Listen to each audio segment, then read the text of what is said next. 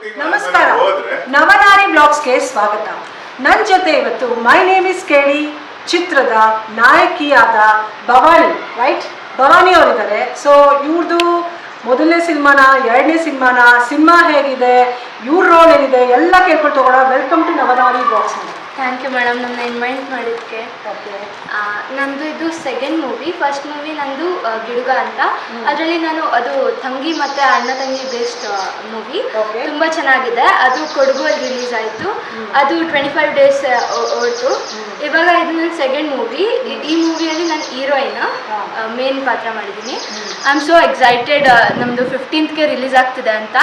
ಎಲ್ಲರೂ ಬಂದು ನಮ್ಮ ಚಿತ್ರಗಳನ್ನ ನೋಡಿ ಮತ್ತು ಸಪೋರ್ಟ್ ಮಾಡಿ. ಯಾಕಂದರೆ ನಾವೆಲ್ಲ ಹೊಸ ಕಲಾವಿದರು, ಅವ್ರನ್ನ ಸಪೋರ್ಟ್ ಮಾಡಿದರೆ ನಿಮ್ಮ ಸಪೋರ್ಟಿಂದನೇ ನಾವು ಬೆಳೆಯೋಕ್ಕಾಗೋದು.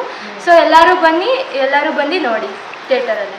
ಸೊ ಈ ನಡುವೆ ಕನ್ನಡ ಚಿತ್ರಗಳು ಅಂತ ಬಂದಾಗ ಟಾಪ್ ಹೀರೋಸ್ ಎಲ್ಲ 4 ವರ್ಷಕ್ಕೊಂದ್ಸಲಿ 2 ವರ್ಷಕ್ಕೊಂದ್ಸಲಿ ಸಿನಿಮಾ ಮಾಡ್ತಾ ಇದ್ದಾರೆ.